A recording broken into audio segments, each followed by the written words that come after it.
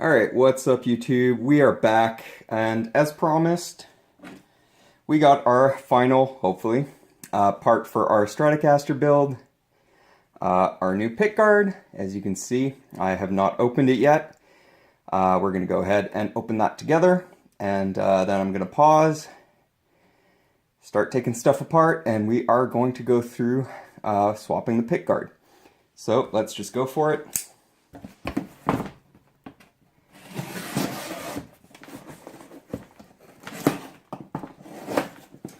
So this is a pickguard from Amazon, like you can see. It is meant to be a perfect fit for an American or Mexican Fender Stratocaster. That is actually really nice looking. I'm quite happy with that. So there you go. That's our pickguard in purple. And hopefully everything seems to line up perfectly.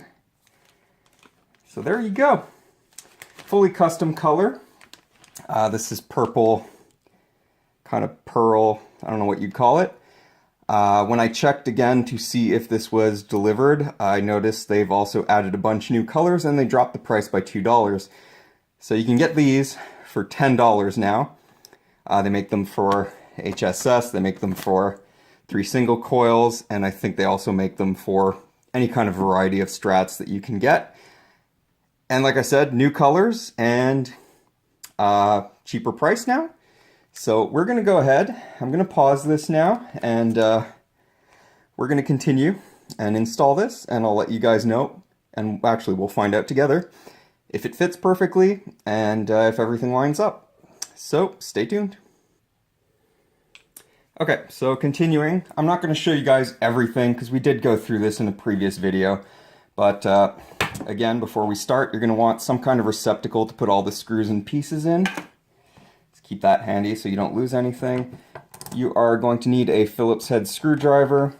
I went ahead, and when I took this apart last time, I only put back 4 of the pickguard screws, so less to take out this time.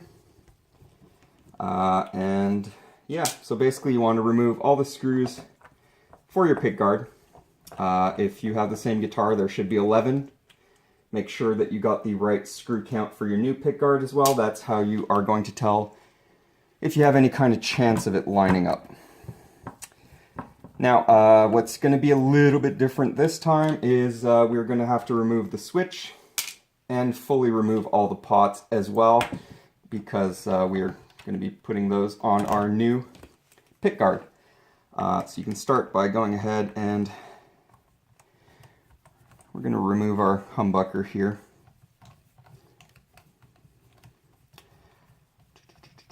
So I'm either going to keep pausing this or I'm just going to edit it and put in fast forward, but even fast forward I don't think is going to be too interesting, so I'm probably just going to keep pausing and jumping ahead. So we're going to pause there while I remove the other pickups and I remove the plastic bits. Actually, we'll just do this one right now, and we'll be back in a second. So just unpausing for a second to show you guys this, but on the single coils, instead of a spring, what they will usually do is, if this thing can focus, is on the screw is going to be like a little rubber washer thing. So obviously just pull that off, put it back so you don't lose it, and then put your screw in your container. Okay, so once you've removed all the pickups, the only thing you still have left to remove is your 3 or 5-way switch depending on your guitar, and obviously the 3 pots because they are screwed into the pickguard. So to remove the switch, super easy. You've got a screw on either side of them. That's the only way I've ever seen these done, really. Same principle, just want to unscrew it. Again, keep your screws handy, you don't want to lose these. If you're afraid of, like I've got the pickguard pieces and the pickup screws here. I think, if I'm not mistaken, these are a little shorter. So if you just want to be 100% sure, just get multiple receptacles. and just put the other screws, just empty this quickly, just put your other screws that aren't pickup or pick guard related into another receptacle. That way you'll know which screws are which. You can always figure it out, like I said, if you kept the rubber washers on these. Obviously the ones for the switch are going to be the ones without the rubber washers. The pick guard screws are obviously very small, so you can't really mistake those.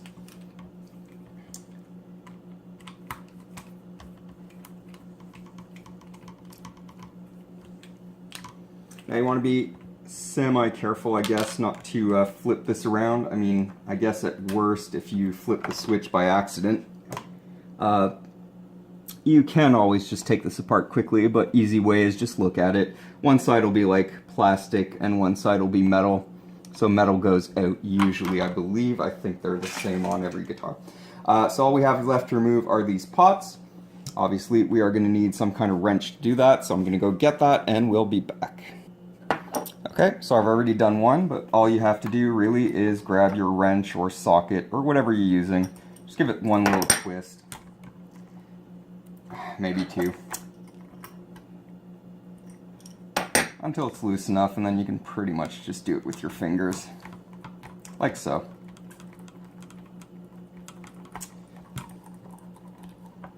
And then just don't lose those, and these just push through. So there you go, it's easy as that. And here we go. Old pick guard is now removed. Take the time, if you haven't done this yet, to remove the plastic. It's what most factories do, is they leave the plastic on completely, put the screws through, and if you want to get all of it properly off, you end up having to take everything off. But there you go. That is our old Fender Mexican 3-ply parchment pick guard. And here's our new one. It does come shielded. We'll see if this does a good job. I assume it will. We are not going to make the factory mistake because it annoys me. So we're just going to go ahead and peel off the plastic on our new one right away. And now the fun part is you basically have to do everything we just did, but in reverse. So take your 2 screws for the single coils, pull off your washers. And usually what they will do is they just foil over the entire back, so you just need to punch through the foil with your screws. It's just foil, so I mean, maybe just, yeah, easy enough. If you're worried about tearing off the foil, just kind of put your fingers around where the screw is going to pop out and you should be fine. But this thing is basically glued to the pick guard, so I highly doubt you'd be able to do that. So again, we just left everything in exactly where it was so that it'll be super easy and we won't mess anything up, hopefully. But then you just want to do like we did last time, line everything up and just start screwing everything back in. Nothing complicated. Like I said, this is like now I paid $12 for this pick guard. They're now like $10 from what I saw. Hey kitty. And yeah, basically a $10 little visual upgrade or change, customization, whatever you want to call it. But super easy to do. And there you go. So I'm just going to screw all the pickups back in, put all the parts back in, and then we'll be back for final assembly. Okay, so we are very nearly done. I've saved the most fun for last, I guess. The part I hate the most in putting these things back together is getting the stupid humbucker in there properly, because of those 2 springs that you have to put in that never fit quite right. Let's just leave it at that. Doing this, you want to be careful not to scratch your pick guard, especially if it's a brand new one. Probably not be too happy if you put a nice big gouge in it while trying to screw your pots back in.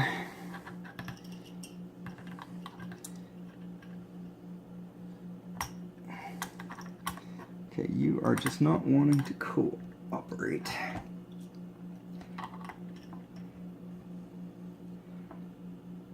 There you go. So our switch is back in the right way. Our pots are all back in and they're all solid, so we just have to get the humbucker back in. And I'm not going to film that because I'm probably going to be swearing like a sailor, because like I said, I hate trying to do these things. It never works out very well. So you want to find your screws and springs. If you're doing this on the same guitar as I am, you're going to have 3. We only need 2, which is the whole reason why we bought this pickguard. Just make sure these fit. They fit. Perfect. And, nope. Fun part of this too is the pickups are magnetic, so whenever you drop something, it sticks to one of your pickups somewhere. Anyway, I am going to get that back in, then we're going to come back and we're going to make sure everything lines up. Okay, so that was actually really not painful, but I almost had a heart attack for a second here.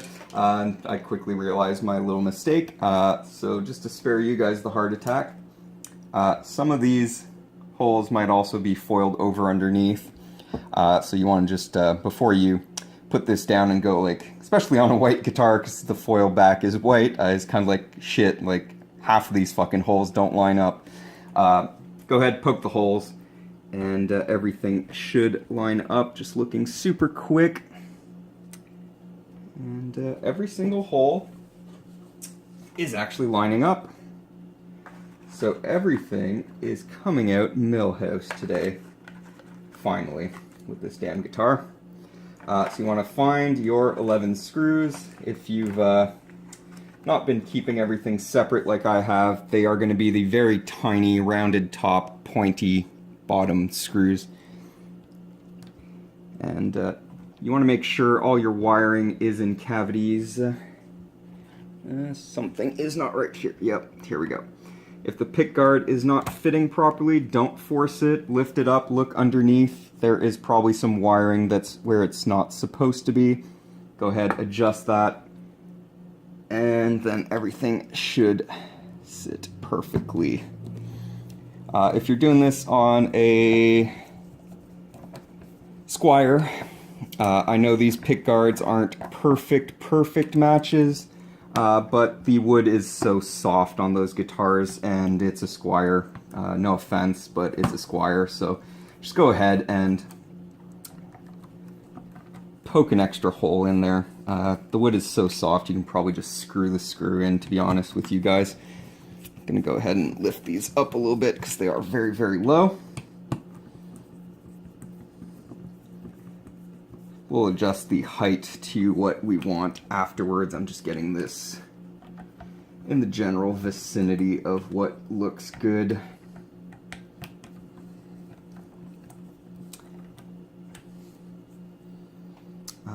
So yeah, just go ahead. If it's a bit off, you can just kind of angle the screw and it's fine. It'll get in there. That being said, this is pretty damn near perfect for a $10 pickguard, and it looks way better than I thought it would. It looks like the pictures on Amazon. I was kind of worried that it would show up as very flat, but it is very pearly, and you can actually see the reflections in it. I thought it was just going to be like a, you know, like they took a picture of a pearl pickguard and just stuck it on a cheap plastic pickguard. But this is actually 3 or 4 ply binding. So you got the white, black, white, and then the purple top. And as advertised, for a Mexican Strat anyway, and I doubt the American ones are different, but this fits perfectly. I thought maybe I'd have to drill an extra hole or 2, but this actually fits perfectly. So I am pleasantly surprised. Just make sure you poked all the foil out, because otherwise you're kind of going in blind here. Okay, I think we'll leave that one for last. Oh, no, there it is. Okay, this one is at a little bit of an angle, but I'm sure it'll be fine. Yeah, there you go.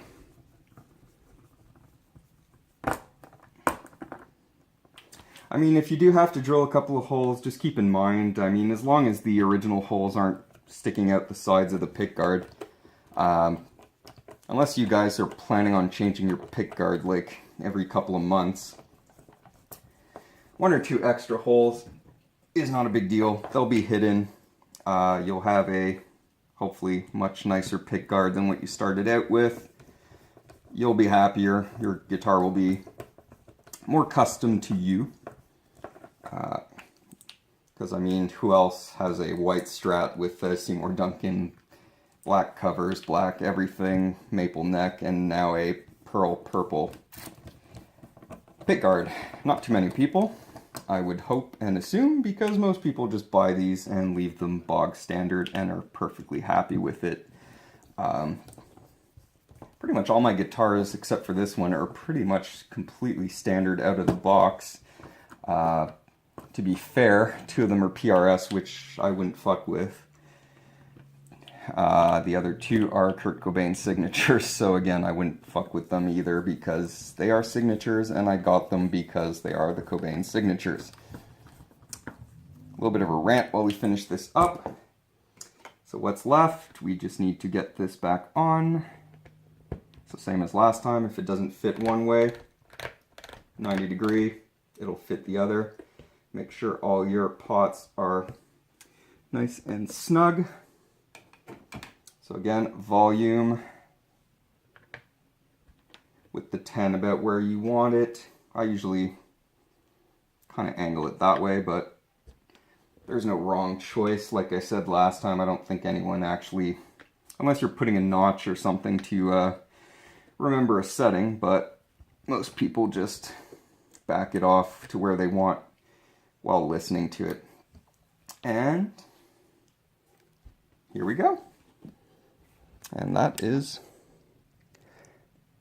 not too shabby, if I do say so myself.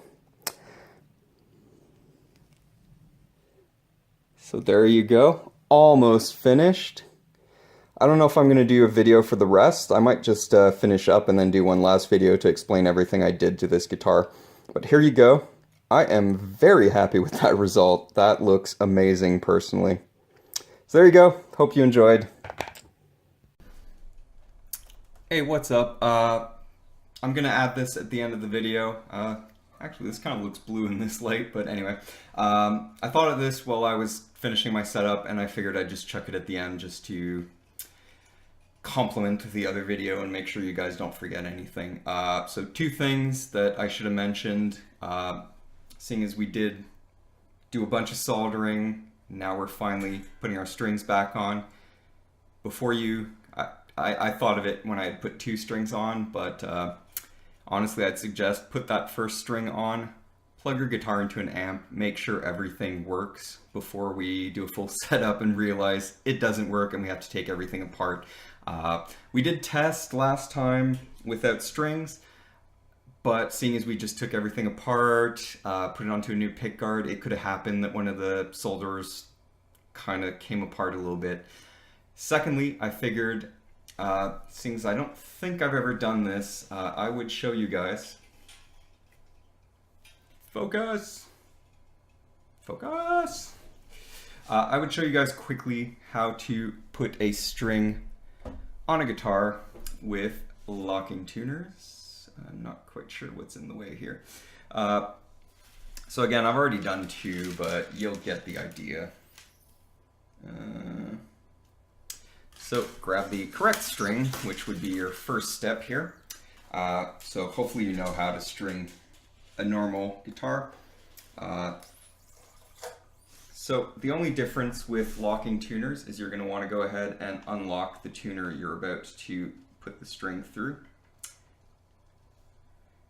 You're going to want to unlock it enough to get the string through. Pull it almost as tight as you can, but not quite. You can see here I still have a bit of loose. Holding the string in place, tighten the tuner, the locking mechanism. Most of them will have keys on the back. That's a bit loose, actually. Actually, that's good. Most of them will have the locking mechanism on the back, the wheels here. Some, like the PRS, have the lock in the front. It's the same principle. You want to lock your string, and then you should be able to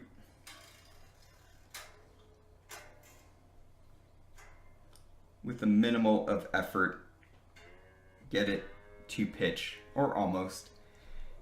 So you see there, it's hardly going around. I don't know if that's coming out. It's hardly going around the pegs, and that's what we want. It just makes restringing a guitar so much easier. It's locked in place. It's not moving. Now, of course, we still have work to do here. I think we're going to end up having to, there we go.